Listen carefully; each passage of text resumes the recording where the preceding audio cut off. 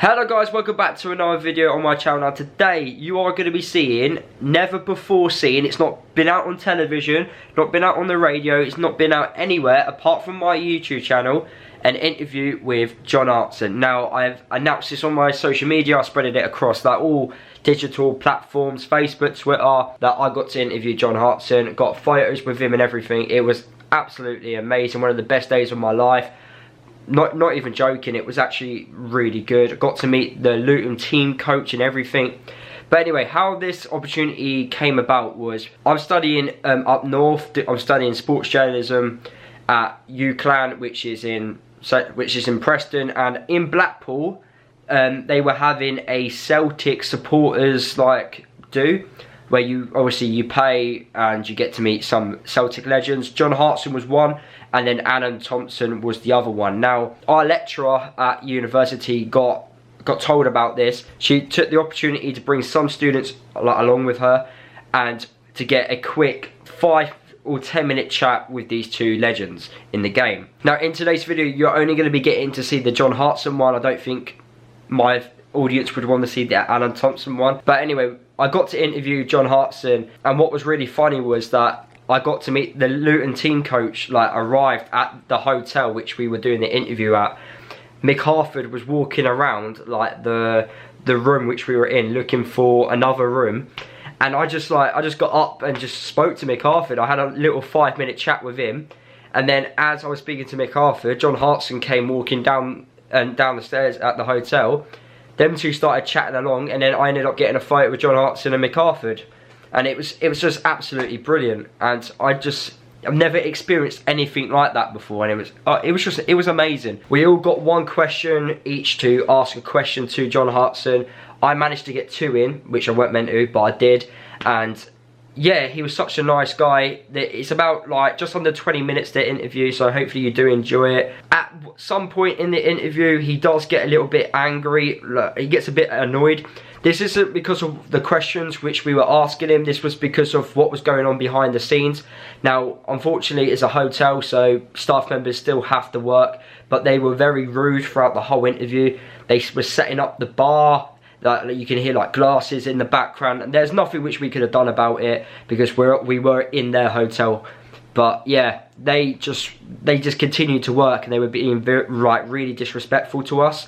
And John Hartson was getting annoyed because he was trying to answer the questions which we were giving him, and they were making too much noise in the background, and I can understand why he was getting annoyed. But yeah, so I told you guys about that. At the start of the interview, there's a bit where we're setting up and the camera isn't recording, but we've got another device recording the audio, and he starts talking about Luton, and I thought it was fantastic. It's a fantastic story to share, so I'm including that, but that's got no camera footage, unfortunately. So I'm going to be playing that little audio bit first, and then I'll be playing the whole interview. So that's pretty much it from me. Hopefully you do enjoy the interview, and yeah, this is not even going to be going out on TV, so enjoy. Just bumped into my old, my idol, Mick Harford. When I went to Luton at 16 from school, I cleaned Mick's boots. Because all the apprentices is a bit different back then from what it is now. Yeah. And the youth team players, the YTS, we used to clean the dressing room, clean the stands, all the new the new rules now. The kids don't do that anymore. But Mick was my Mick was my designated pro that I had to get his kit ready for him, clean his boots, and he always wanted the big long studs in. He was a monster of a player, Mick was. It's nice to bump into him because Luton play Fleetwood tomorrow, and that's the Luton team staying here tonight, so it's good to see him. Just the upcoming Welsh player David Brooks, have you seen much of him, and if so, how far do you think he can go? Talk of him going to I think he can go to the very top. I really do. I've seen him for the last 3 or 4 years. I saw him at Sheffield United, and he was a prospect. He came through with the Wales under-21s. Eats up the ground, he his balance, and he reminds me a little bit of Bergkamp, the way that he just floats across the floor with very light feet. And he's gone to Bournemouth for big money, £15 million, playing regular in the Premier League. It's not phased him, He's really done well at Bournemouth. He's excelling there actually. He's become one of their main players. So I think he's got a huge future. Hopefully for him, you know, he'll continue in good health, injury free. And it's great that the Welsh national team, Ryan Giggs as well, can utilise the likes of Dave Brooks, you know, Tom Lawrence, Mepham, who's just also, I think he's just gone to Bournemouth from Brentford, the defender, Ben Woodburn. You know, there's so many good young players now. You look at Ampadu at Chelsea as well.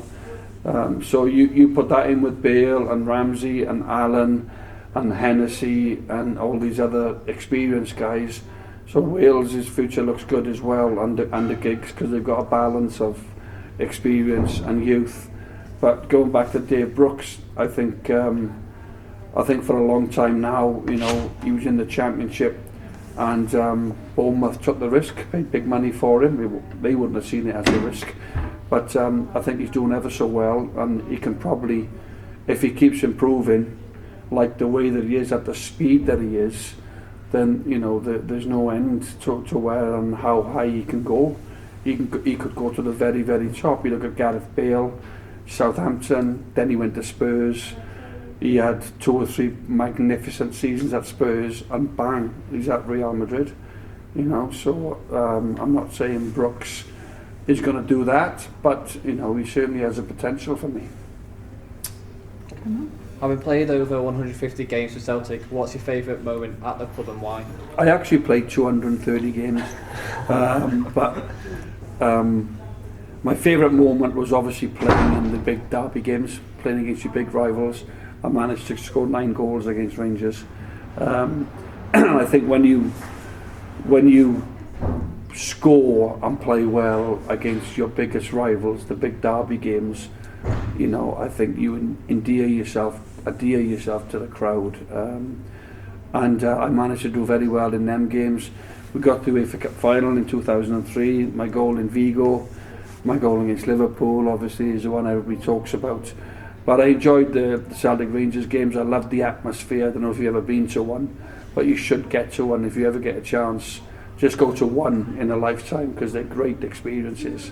So for me, it was the European big goals, that cup run, and obviously scoring 9 goals against the, you know, Celtic's rivals, who are Rangers. That was probably one of my best moments in a Celtic shirt.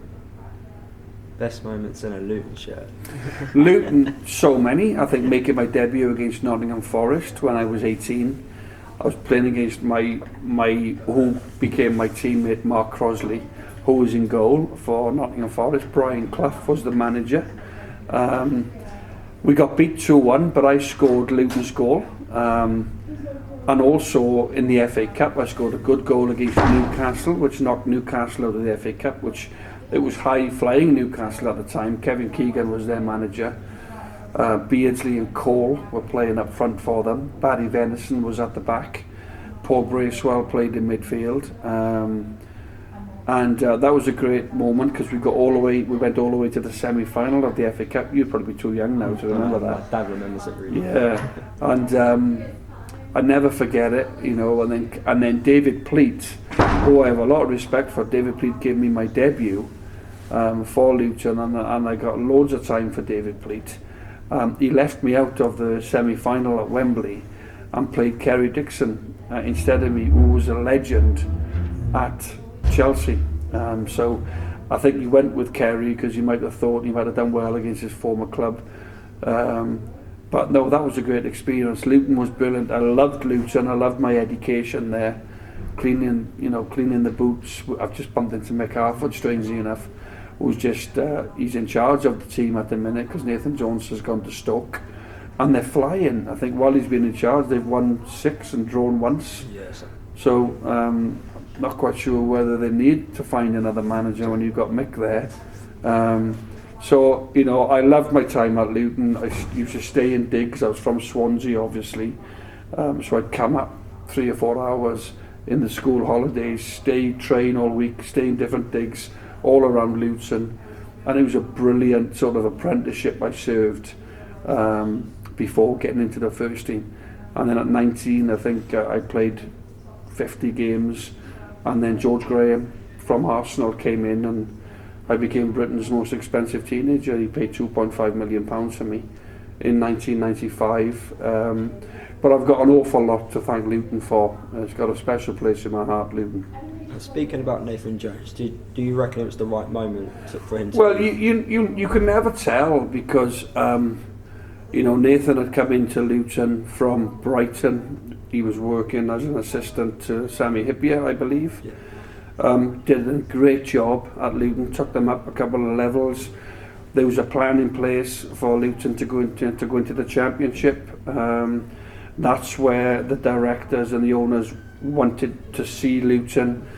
Everything was going really well. They were climbing the leagues, as you know. There's plans for a new stadium. Him and Mick were doing exceptionally well together. And then Stoke come in, and obviously Nathan's decided to join Stoke. I think that the results have not been great for him since he's been there. The Luton Town fans will be having a small little laugh behind his back, because they'll be saying, well, they are. He shouldn't have left, he should have stayed with us. But you never know. I think if he'd gone to Stoke and he'd won every game, then people would have said it was a great choice. But the fact that he's gone to Stoke, he's struggled to get the results. Luton, on the other hand, are actually doing brilliantly well. They've really got that siege mentality. The manager's not here anymore, Nathan Jones, but Mick's galvanised them and said to them, let's not let all this good work that we've done over the last 2 or 3 years now, let's not drift away from what is the target, which is promotion. And I think they've dug in and they played exceptionally well. They made some good signings. So listen, Nathan's a friend of mine, so I don't want to be too critical about leaving Luton. He had his own reasons for doing that, and I respect everybody that decides to make a big change or a big move. So in terms of does he regret it, I don't know, you'd have to ask him that. But what I would say is, I also think that the Luton Town fans, who I love, should also be, they should respect Nathan for the job that he did before he left. I think he took them up a couple of levels and also left them in a really good position. Let's not forget that. As much as I don't want to cause any controversy, but I think deep down the Luton Town fans will appreciate the job that he done, although they'll be very angry with the fact that he left them. What would you say is who would you say is the best player you played with and against? Well, I've been really lucky. I've played with some unbelievable players, really. I'll go back to the start where I played, with the national team, like Mark Hughes, Ian Rush and Dean Saunders. And then I was coming through when I was at Arsenal. I played with Ian Wright, Dennis Bergkamp, Paul Merson. And then I went to West Ham, played with some really good players like Frank Lampard and Rio Ferdinand, Joe Cole. When I went to Celtic, I played with Henrik Larsson. And then as I'm going on, there was Ryan Giggs, Craig Bellamy with the Welsh team. Our front three was Giggs, Hartson, Bellamy. That was our front three for Wales. So I would say, if I had to say one that I played with, I would have to go for Dennis Bergkamp or Henrik Larsson. I think them two are pretty much on a par. They were unbelievable, just on a different level. And all the other lads in the team, they all knew it as well. They were paid the most money. They were the best players. They would win us the games. They were like geniuses, really. But again, I don't want to do an injustice to all the other great players, the Giggses and Ryan Giggs, 38 trophies for Man United, the most decorated footballer in British history, 16 Premier League titles. Coached Gareth Bale. Gareth is a phenomenon. When I was assistant manager to Chris Coleman with Wales, Gareth's a wonder player. So that's 4, Bergkamp and Larsson. Again, I've been lucky enough, I've played against them all. I've played against the Ronaldinhos, I've played against the Eto'os, the Messis, playing in the Champions League for Celtic. So you can't really look further. I played against Ronaldo when he was at Manchester United in Roy Keane's testimonial. Defensively, it's Roberto Ayala for Valencia, 125 caps for Argentina. Great centre half. And Tony Adams, Gary McAllister, there's so many But I would say Ayala plays for Valencia, and also against, I have to say, Messi or Ronaldo. You know, so again, I could make a list of 30 players here that you go, wow, you're playing against him, Rooney, you know. So where does it end really? But for me, I'd have to say Ronaldo and Messi. With Paul Scholes recently announced as Oldham manager, what do you think of pundits and going to management? I think it's been it's each to their own. Like I've not really got much interest in managing. I've got a contract with BT Sport and the BBC, and for now I live in Edinburgh, and that's what I like doing. I like being a pundit. But the likes of Scholesy, you know, he's an Oldham fan. Although he had a great career, he's a wonderful player. Man United, he's from Oldham, he's managing the team that he supported. Frank Lampard will no doubt go on to manage Chelsea one day in his life. He is sort of, you know, he's getting experience now at Derby, you know, which he's doing great. And obviously you've got Steven Gerrard is doing well up at Rangers. So it's each to their own. For me personally, you look at other pundits like Robbie Savage, not really interested in managing. Rio Ferdinand, I don't think Rio wants to manage. So it's up to them. It's whatever they feel that they want to do. They'll all have their future plans and they'll be focusing on things. But for me personally, not that interested, although I've been assistant manager to Wales with Chris Coleman. It is something that I'm not really putting on, you know, something that I'm desperate to do. If it happens, it happens. But it's up to everybody in terms of how they want to go about it. So you've seen examples of it with Frank and Stevie G, and obviously now Scholesy. But BT will be disappointed because they're losing all their pundits. So, but hopefully they're all great lads, they're all friends of mine, and they'll go on to become great managers. I'll ask you to answer it to them, but what do you think Paul Scholes will bring to Oldham? You look at them. Yeah, well, I think he'll bring a professionalism that, you know, that he would have learnt under Sir Alex Ferguson. I think he'll bring a system that he would generally. Paul Scholes played in a 4-4-2. That's how Man United always played. They played with marauding fullbacks, generally Irwin and Neville. They would bypass Giggs on the left, Irwin and Neville on the right, Beckham, and it was generally Scholes and Keane, and then two strikers. So whether Scholesy wants to go the modern type of way, the one striker, or he wants to go 4-4-2 and play two up, I think he'll have a look at different systems and everything else. But I think as well he'll bring that little bit of knowledge into the dressing room. I think he'll have the respect of the players. And it's good that Oldham have given him a chance. You know, everybody needs an opportunity. Paul's obviously keen on managing, and I wish him well, because Paul Scholes for me is one of the nicest, not only footballers that I've met, he's a real genuine guy, very humble. Never hear him talking about his own career and all that. He's very laid back.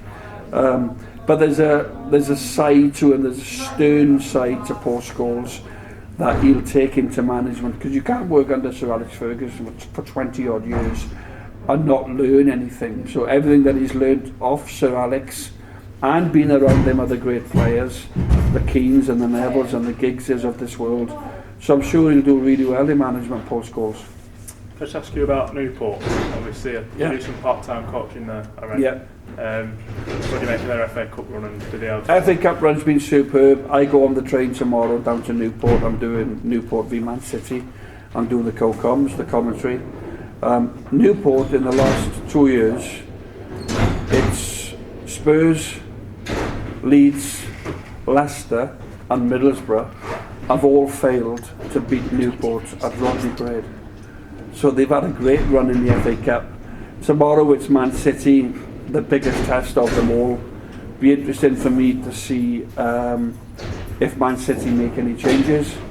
You know, it's quite funny because the manager was saying that he's going to have 2 rugby games on the pitch to make it a bit of a cow field, just to maybe try and get an advantage with, you know, obviously with the pitch against Man City.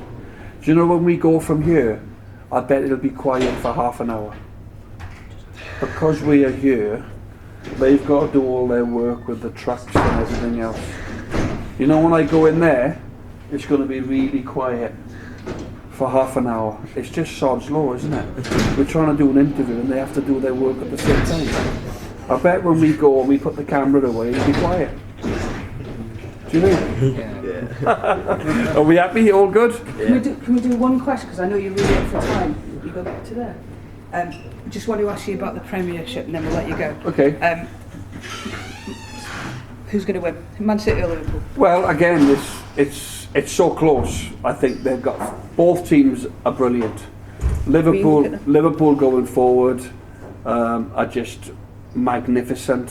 You look at it, Firmino, Mane, Salah, Fabinho. They can bring on Shaqiri. You know, and defensively, Alisson in goal, Van Dijk, fantastic. And then Man City, the team that I love watching, they're so slick with their passing. Aguero's on fire at the minute, a hat-trick last week. I think he's got 11 hat-tricks now in the Premier League. So for me at this moment in time, it's a toss of a coin. I think whoever can go unbeaten, both involved in the Champions League as well.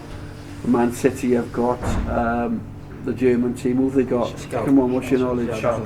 Schalke. And Liverpool have got Bayern Munich. So again, they've got, you know, their focus will be on winning the Liverpool got to the Champions League final last year, lost to Real Madrid. Man City, the holy grail is the Champions League. They want to win the Champions League. They're Premier League holders. So for me, it's a toss of a coin. The top four is really interesting. I think Spurs will get third. And I actually think Man United will sneak into the top four. And by Solskjaer taking over, Man United sacking Mourinho has killed Chelsea and Arsenal because they were fighting out for top four. 6 weeks ago, I'd have said Man United will do well to finish in the top 7. That's how poor they were, and that's how far back they were going under Mourinho. Scholes has come in, give them the freedom to go and enjoy their football again, taking the shackles off, playing Rashford through the middle, all the players enjoying it again, playing with a smile on their face. Although they had a difficult night against PSG, who were a top team, I think Premier League wise, I think they'll sneak into the top 4. I really do. So my top 4 would be, I'll go Liverpool because I love Liverpool. I'm a big Liverpool fan.